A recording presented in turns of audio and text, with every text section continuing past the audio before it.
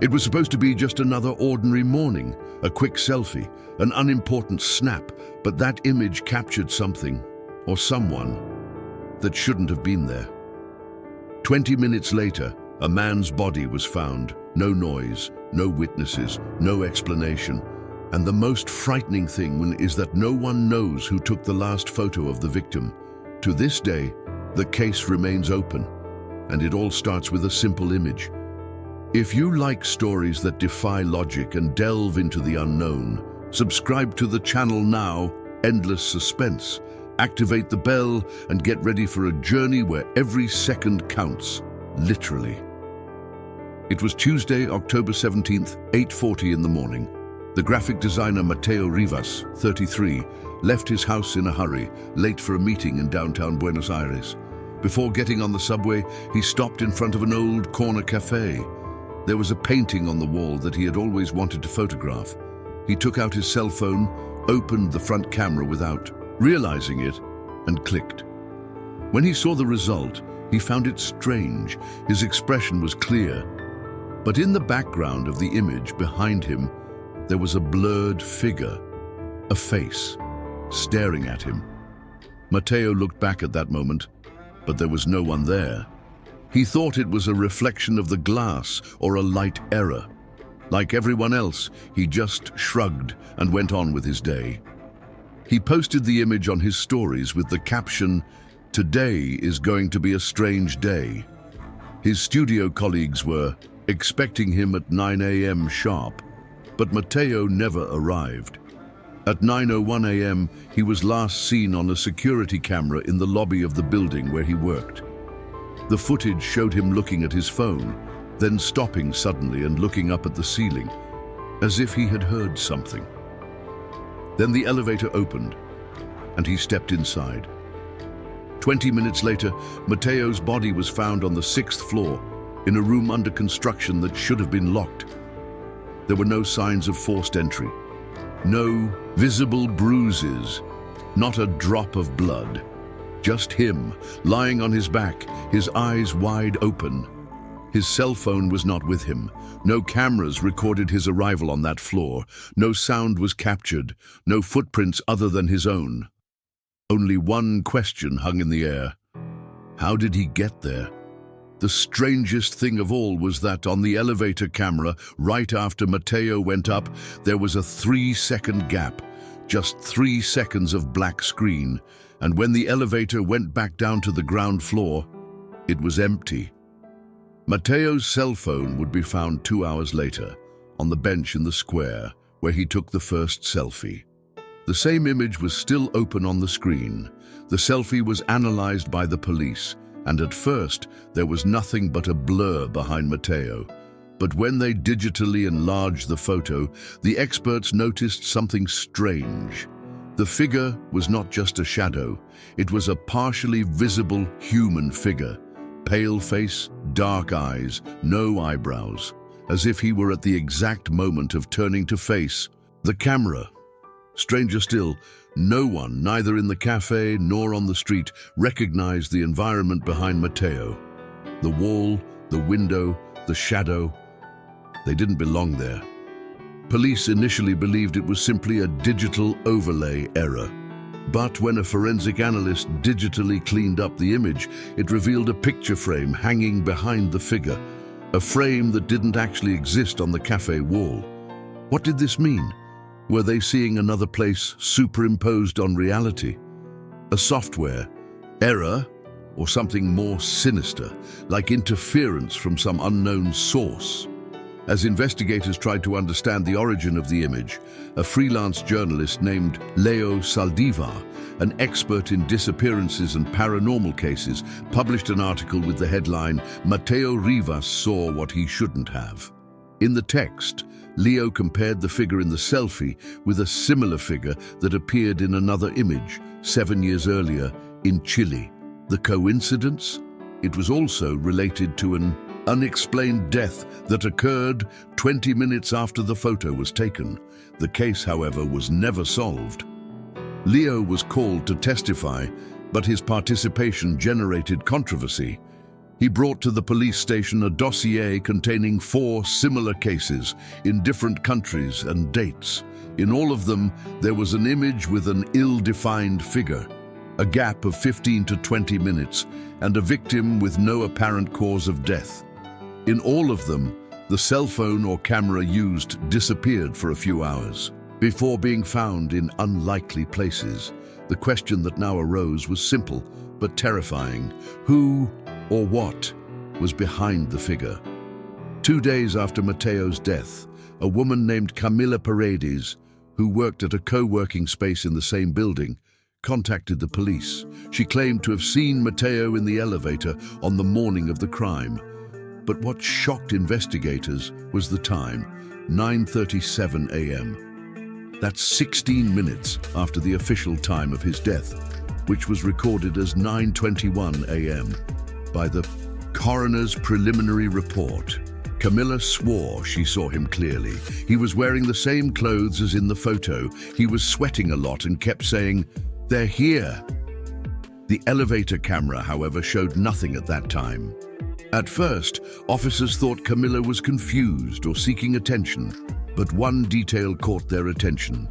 She described Mateo's eyes as if they weren't focusing on anything, as if he was in a dream. This description matched what was reported in another case from 2016 in Uruguay, where a woman claimed to have seen her missing husband walking through the square 2 days after his supposed death, with the same blank stare and disoriented behavior.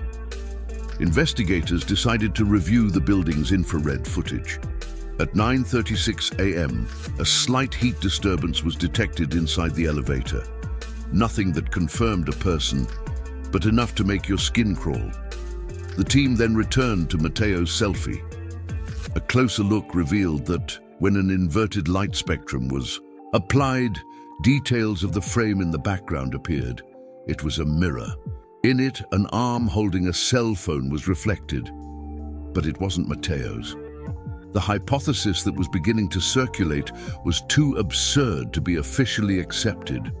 What if the selfie had been taken by someone else, or worse, by a copy, by something that only looked like him? The police began working on 2 fronts, the scientific and the metaphysical. Leo Saldivar, the journalist, was invited to collaborate informally, and he brought a frightening term to the investigation: photographic reversal. A theory that claims that certain images, when taken at specific angles and conditions, capture not the moment, but what will come next. While Leo Saldivar was rummaging through old case files, he came across a declassified Argentine police dossier dated 1972. It was about a crime committed in La Plata, where an amateur photographer named Julian Ferrero was found dead in an abandoned house, also with no visible injuries, just a frozen expression of terror. The only clue left at the scene was a camera lying next to the body. The film inside contained 4 images. One of them showed a man standing in the doorway of the house, looking straight into the lens. His face was exactly the same as Mateo Rivas's. The investigators were divided. Some claimed it was just a coincidence, a double.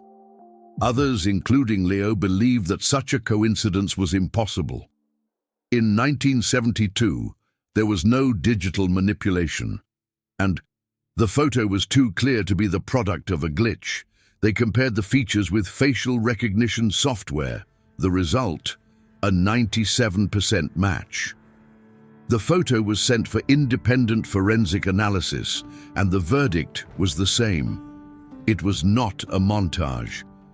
Even more frightening, the man in the photo was wearing a plain white t-shirt and a wristwatch on his left arm. When the image was digitally enlarged, the model of the watch was identified. It was a relic RH3015, released only in 2019.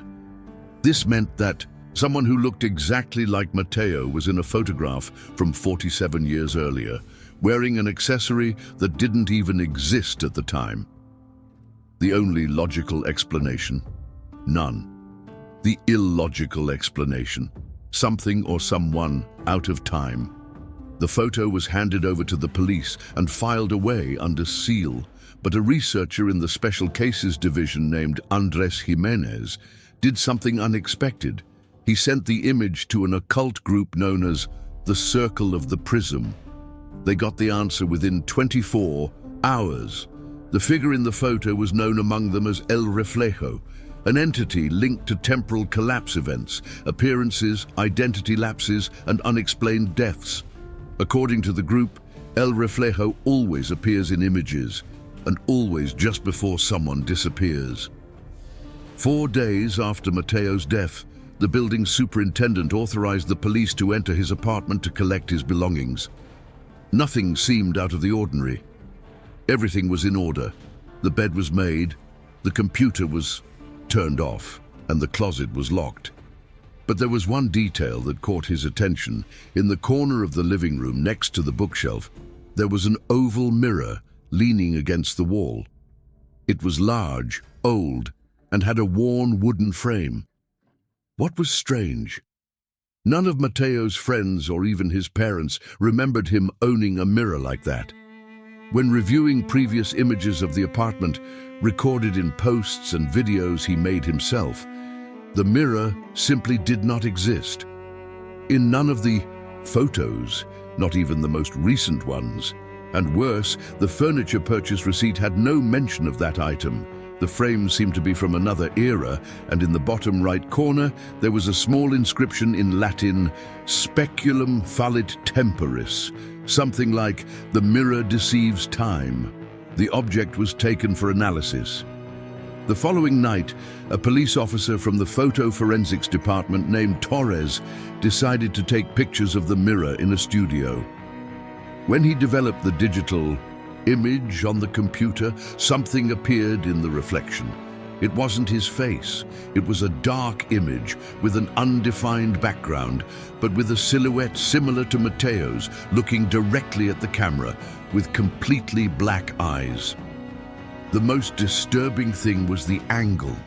It looked as if the image had been taken from inside the mirror, as if the photographer were trapped on the other side. Hours later, a new anonymous email arrived at the police station with the subject line, "He's still here." The attachment was a selfie, but not just any selfie. It was an identical copy of the one Mateo had taken on the first day, with one difference. Now the background clearly showed the oval mirror, and reflected in it was the man's eyebrowless face, his head tilted to the side, smiling.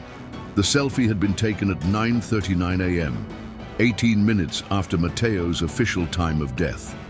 And the most disconcerting fact, the file's properties showed that it had been generated that very day, just a few hours before it was sent. On October 23rd at 10 p.m., journalist Leo Saldivar started a live broadcast on his alternative channel. He had gained access to the mirror that had been removed from Mateo's apartment and transferred to an isolated room in an optical analysis laboratory. The live broadcast attracted more than 12,000 people in just a few minutes.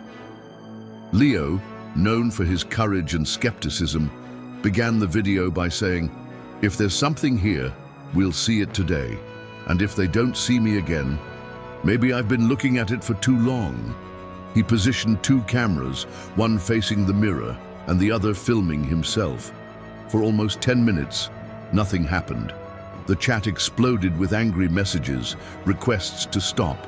But then, at 10:17 p.m., something changed. The image from the camera filming the mirror began to darken, slowly, as if the light around it was being drained. And within the darkness that filled the mirror, a figure began to emerge. First, the eyes, then a smile, then the entire silhouette. It was the same figure seen in Mateo's selfie.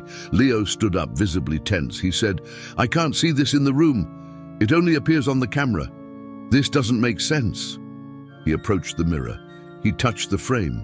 The chat begged him to stop, but he was hypnotized. He brought his face closer to the glass, and at that moment the transmission stopped for 3 seconds. When it came back, Leo had disappeared from the image. The cameras continued recording. The mirror was in the same place, but there was no one in the room. For the next 20 minutes, thousands of viewers watched in shock as what appeared to be glitches in the footage. Shadows passing in the background, whispers picked up by microphones, and a single sentence typed into the channel's chat, sent by a user with a blank username. He also took the picture. Authorities tried to trace the IP address of the message. It was from inside the building, but not from any active computer. The police were called to the lab. No sign of a break-in. The cameras kept rolling, but Leo Saldivar was never seen again. The only trace left was an image automatically saved on the main computer. A selfie. The reflection in the mirror showed Leo, and behind him, someone who looked exactly like him, his face still like a statue. In the image's metadata, the date and time of the photo, 20 minutes after the exact moment he disappeared. After Leo's disappearance, his channel was taken down for violating guidelines. But viewers who watched the live stream had already made copies of the broadcast. Over the next few days, investigative forums began circulating frames from the recording, seeking explanations. A group of forensic video technicians discovered something even more disturbing. In the last 40 seconds of the live stream, the mirror's reflection didn't just show Leo, it showed other people. Blurred faces, some screaming, others just watching, as if someone had recorded several souls trapped in the glass. The footage was sent to the Cybercrimes Division. In an attempt to identify the faces reflected in the footage, investigators cross-referenced the frames with a database of missing persons. The result was devastating. 3 of the faces matched people who had disappeared in different countries over the past 2 decades. All unsolved cold cases, all with one thing in common. The last time they were seen, they were holding a camera.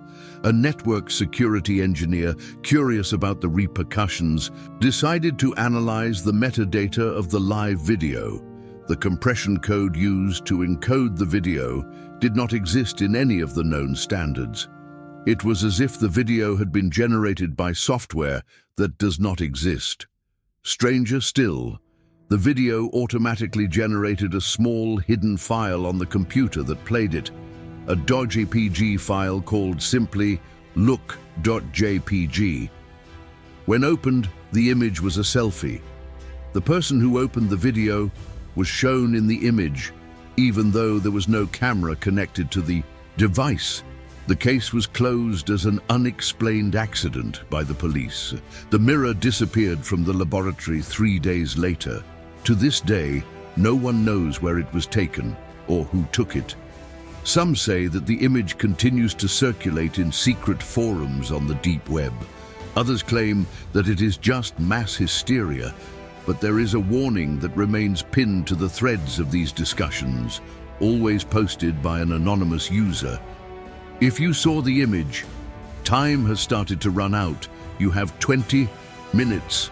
Don't take any pictures, don't turn on the camera, and above all, never look directly into the mirror after midnight, because it has already seen you.